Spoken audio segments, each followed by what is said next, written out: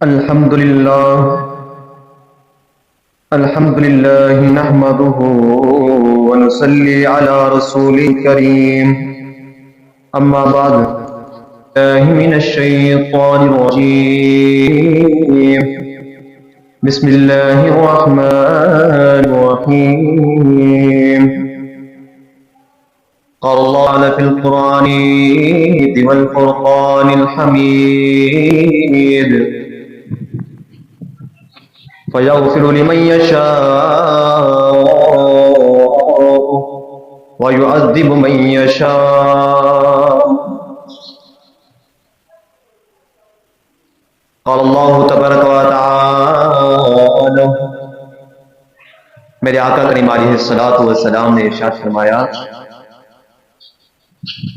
بروز قیامت لوگوں میں سے میرے قریب تر وہ ہوگا جس نے دنیا میں مجھ پر زیادہ درود پڑے ہوں گے. یعنی قیامت کا منظر لگا ہوا ہوگا، افراتفری کا عالم ہوگا، لوگ پریشانی کے حال میں ادھر ادھر بھٹک رہے ہوں گے، ماں بیٹے سے، بیٹا باپ سے ایک دوسرے کو پہچانتے تک نہیں ہوں گے. ماں کہے گی بیٹی سے کہ ایک نیکی دے دے، تو وہ ایک نیکی دینے پر بھی مطمئن نہیں ہوگی کہ میں کیسے دوں، میری اپنی نیکیاں کم ہیں. اس وقت ایک ایک نیکی اہم ہوگی. دنیا میں سوچ کہے گا کہ کاش دنیا میں رہ کر میں نے ایک نیکی کر لی ہوتی، ایک اور نیکی کر لی ہوتی، کچھ وقت مجھے زیادہ مل گیا ہوتا، کاش کہ میں دنیا میں رہ کر کچھ زیادہ نیکیاں کر چکا ہوتا، آج وہ نیکی میرے کام آ گئی ہوتی. تو میرے آقا کریم علیہ السلام نے ارشاد فرمایا نا، دنیا میں رہ کر جس نے بکثرت زیادہ درود پڑھے ہوں گے وہ قیامت کے دن میرے قریب تر وہ ہوگا. تو آئیے محبت کے ساتھ، عقیدت کے ساتھ اپنے آقا کریم علیہ السلام پر درود پاک پڑھ لیتے ہیں. الصلاۃ والسلام علیک یا رسول اللہ وعلی آلک واصحابک یا حبیب اللہ. الصلاۃ والسلام علیک یا نبی اللہ وعلی آلک واصحابک یا نور اللہ. جو میں نے آیت مبارکہ کی تلاوت کی، اللہ پاک سے دعا ہے کہ حق بیان کرنے، سچ بیان کرنے کی توفیق عطا فرمائے. اللہ تبارک و تعالی نے ہر چیز، چاہے دنیا کی ہو، آخرت کی ہو، قبر و حشر ہو، ہر چیز میں اللہ تبارک و تعالیٰ کی حکمت ہوتی ہے. اللہ تبارک و تعالیٰ نے انسانوں کو پیدا فرمایا، یہ بھی حکمت ہے. دوزخ، قیامت، جنت پیدا فرمائی، یہ بھی اللہ تبارک و تعالیٰ کی ایک حکمت ہے. اللہ تبارک و تعالیٰ نے بندوں کو پوشیدہ رکھا، یہ اللہ تبارک و تعالیٰ کی حکمت ہے. اللہ تبارک و تعالیٰ نے نمازوں میں نماز کو پوشیدہ رکھا، جس میں دعا قبول ہوتی ہے، جس میں اللہ تبارک و تعالیٰ کے بندہ قریب ہو جاتا ہے. اسی طرح اللہ تبارک و تعالیٰ نے رمضان کی راتوں میں ایک رات پوشیدہ رکھی جس میں انسان کی بخشش ہو جاتی ہے، جسے لیلۃ القدر.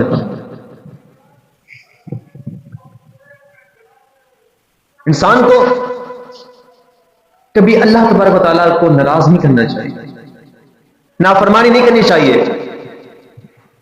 کبھی یہ نہ سوچے کہ اگر میں نے یہ نیکی کر لی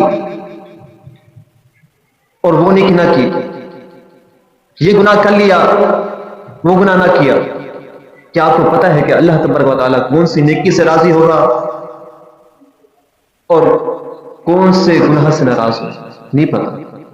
اس لیے بزرگان دین رحمہ اللہ تعالی المبین فرماتے ہیں کہ کسی چھوٹی سی نیکی کو بھی نہ چھوڑو، چھوٹی نیکی بھی کرو. آج ہم دیکھیں کہ ہمارے درمیان سلام دعا ختم ہوتی جا رہی ہے. لوگ آتے ہیں، بیٹھتے ہیں، چلے جاتے ہیں، سلام تک نہیں کرتے. راستے میں گزر جاتے ہیں، کسی کو سلام نہیں کرتے تھے.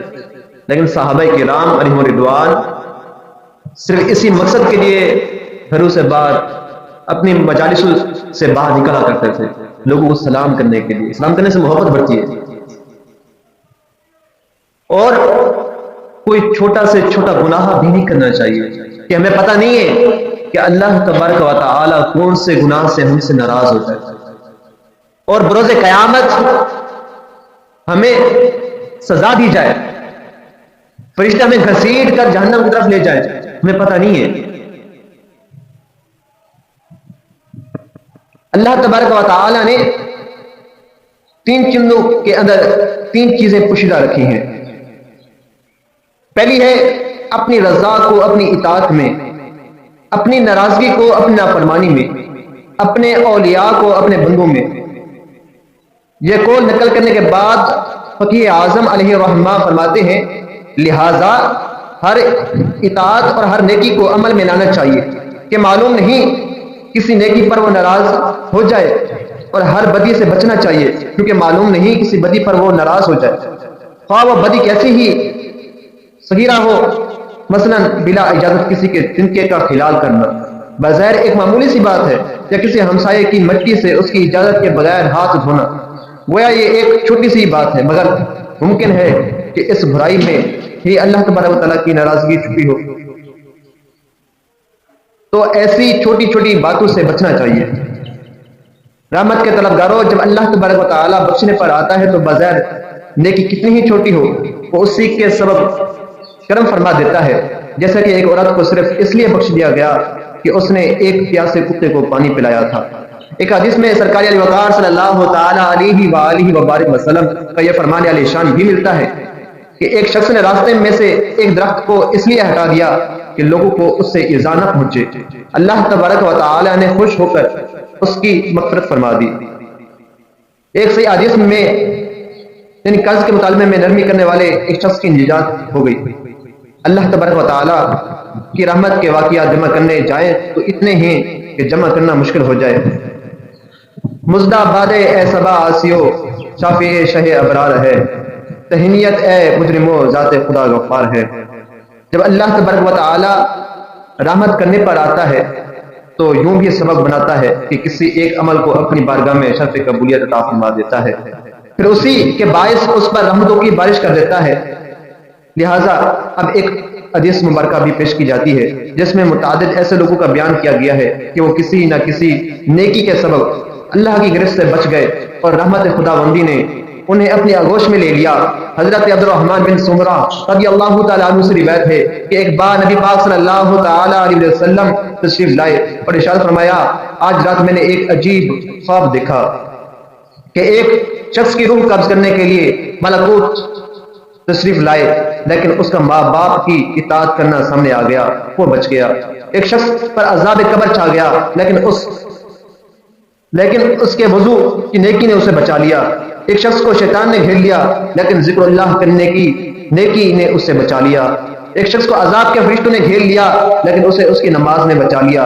ایک شخص کو دیکھا کہ پیاز کی شدت سے زبان نکلنے والی ہے اور ایک حوض پر پانی پینے جاتا ہے مگر لٹا دیا جاتا ہے، اتنے میں اس کے روزے آ گئے اور اس کی نیکی نے اس کو سیراب کر دیا. ایک شخص کو دیکھا گیا کہ جہاں انبیاء کرام ہلکے بنائے ہوئے تشریف فرما تھے وہاں ان کے پاس جانا چاہتا تھا لیکن دھتکار دیا جاتا ہے، اتنے میں اس کا غسل جنابت کرنا آیا تو اس کی نیکی نے اس کو میرے پاس بٹھا دیا. ایک شخص کو دیکھا اس کے آگے پیچھے دائیں بائیں اوپر نیچے اندھیرا ہی اندھیرا ہے، وہ اس اندھیرے میں حیران و پریشان ہے تو اس کے حج و عمرہ آئے اور اس کی نیکی کو اندھیرے سے نکال کر روشنی میں پہنچا دیا. حضرات محترم، دیکھا آپ نے کہ ایک چھوٹی سی نیکی انسان کو کہاں سے کہاں پہنچا دیتی ہے. ایک چھوٹی سی نیکی بھی بخشش کا سبب بن سکتی ہے. تو کبھی یہ نہ سوچا کریں کہ میں لوگوں کو سلام کروں گا، یہ تو چھوٹی سی نیکی ہے، میں راستے سے پتھر ہٹا دوں گا، کانٹا ہٹا دوں گا، یہ تو چھوٹی سی نیکی ہے، کوئی اور کر لے گا. لیکن آپ کو پتہ نہیں ہے اس چھوٹی سی نیکی پر اللہ تبارک و تعالیٰ اس بندے کی بخشش کرتے ہیں. آج 15 رمضان مبارک کی شب ہے. آئیے تذکرہ خیر حضرت علی رضی اللہ تعالیٰ عنہ کی سن لیتے ہیں. حضرت علی کرم اللہ وجہہ الکریم وہ چوتھے خلیفہ ہیں. حضرت علی رضی اللہ تعالی عنہ کی سخاوت رمضان مبارک میں بہت زیادہ عام ہو جاتی تھی.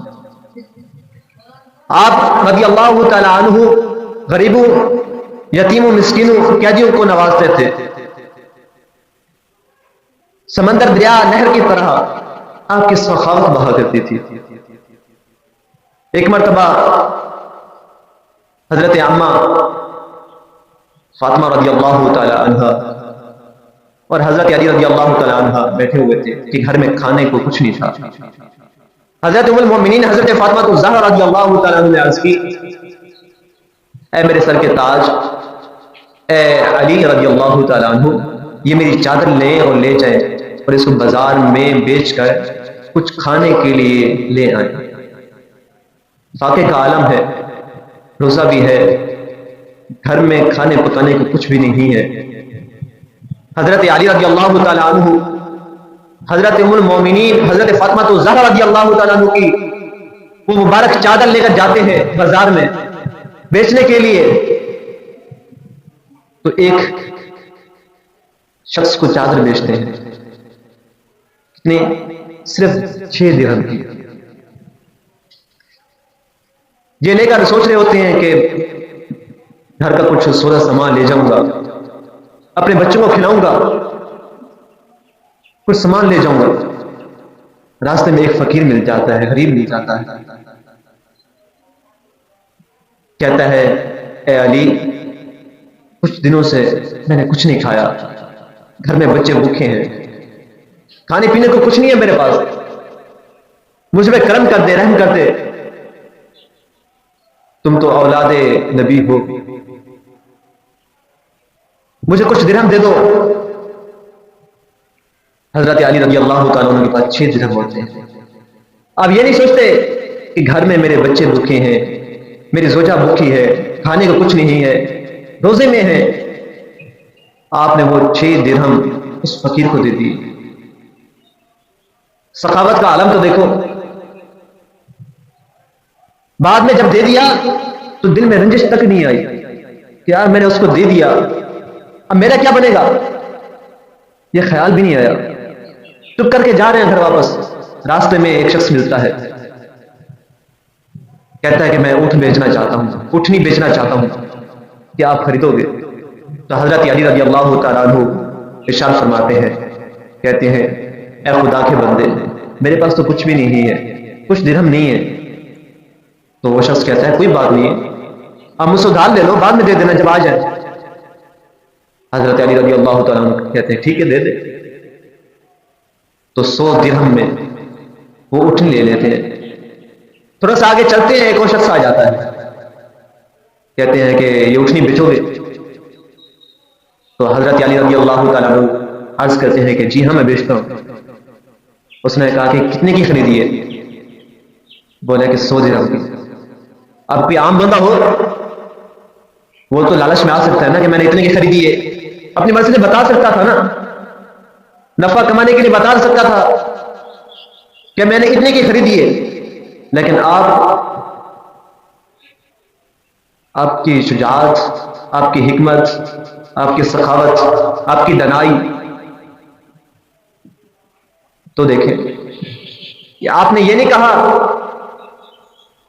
کہ میں نے 200 درہم کی، 150 درہم کی خریدی ہے، بلکہ آپ نے یہ کہا کہ میں نے 100 درہم کی خریدی ہے. تو دوسرے شخص نے کہا کہ ٹھیک ہے، مجھے 160 درہم کی دے دو. تو حضرت علی رضی اللہ تعالیٰ نے عرض کی، ٹھیک ہے، آپ لے لیں مجھ سے. تو آپ نے اٹھنی بیچ دی. تھوڑی دیر آگے چلے تو وہی پہلا شخص جس نے اٹھی دی تھی ادھار پہ، کہا تھا کہ بعد میں دے دینا، وہ مل گیا. کہا کہ اے علی، اٹھنی کہاں کی؟ تو حضرت علی رضی اللہ تعالیٰ نے عرض کی کہ میں نے بیچ دی. بولے ٹھیک ہے، جو میرا قرض تھا وہ مجھے لوٹا دیں. اگر آپ کے پاس نہ ہوتا تو میں آپ سے مانگنے نہیں آتا، ابھی آپ کے پاس ہے تو آپ مجھے دے دیں. تو حضرت علی رضی اللہ تعالیٰ عنہ نے 100 درہم اس کو دے دیے. باقی کتنے بچے؟ 60 درہم. تو یہ 60 درہم لے کر حضرت فاطمہ رضی اللہ تعالیٰ عنہ پاس جاتے ہیں. تو حضرت فاطمہ رضی اللہ تعالیٰ عنہ عرض کرتی ہیں کہ اے علی، کیا میری چادر 60 درہم کی بکی ہے؟ تو حضرت علی رضی اللہ تعالیٰ عنہ سارا معاجرہ بتاتے ہیں. تو حضرت فاطمہ رضی اللہ تعالیٰ عنہ عرض کرتی ہے کہ آپ نے کچھ سوچا نہیں؟ صبح ہوئی تو یہ معاملہ حضرت علی رضی اللہ تعالیٰ عنہ غیب بتانے والے آقا صلی اللہ علیہ وسلم کی بارگاہ میں لے جاتے ہیں. تو حضرت علی رضی اللہ تعالیٰ عنہ کے بتانے سے پہلے میرے آقا کریم علیہ السلام سارا ماجرا بتا دیتے ہیں. فرماتے ہیں کہ آپ کی خرید و فروخت اللہ سے ہوئی. حضرت علی رضی اللہ تعالیٰ عنہ فرماتے ہیں کہ یا رسول اللہ وہ کیسے؟ فرمایا بیچنے والے بھی فرشتے تھے، حضرت میکائیل، خریدنے والے بھی فرشتے تھے، حضرت جبرائیل، اور جو اٹھنی تھی وہ بھی جنتی تھی جس پہ حضرت فاطمہ رضی اللہ تعالیٰ عنہ جنت میں سوار ہو کر جائیں گے. دیکھو کیسے نرالی شان ہے حضرت علی حضرت فاطمہ رضی اللہ تعالیٰ عنہ کی. آپ کی سخاوت بہت زیادہ تھی رمضان میں. حضرت علی رضی اللہ تعالیٰ عنہ، حضرت فاطمہ رضی اللہ تعالیٰ عنہ، حضرت امام حسن، حضرت امام حسین رضی اللہ تعالیٰ عنہ روزہ رکھتے ہیں. گھر میں کھانے پینے کو کچھ نہیں، پانی سے روزہ رکھتے ہیں. افطاری کا وقت ہوتا ہے، گھر میں کچھ کھانے کے لیے پکاتے ہیں. ٹائم ہونے والا ہوتا ہے کہ دستک آتی ہے کہ اللہ کے نام پہ کچھ دے دو، میں فقیر ہوں، اللہ پاک آپ کو جنت کے کھانوں میں سے کھانا کھلائے. حضرت فاطمہ، حضرت علی، حضرت امام حسن حسین اپنا سارا کھانا اٹھا کے اس فقیر کو دے دیتے ہیں، مسکین کو دے دیتے ہیں. پھر وہی اگلا روزہ،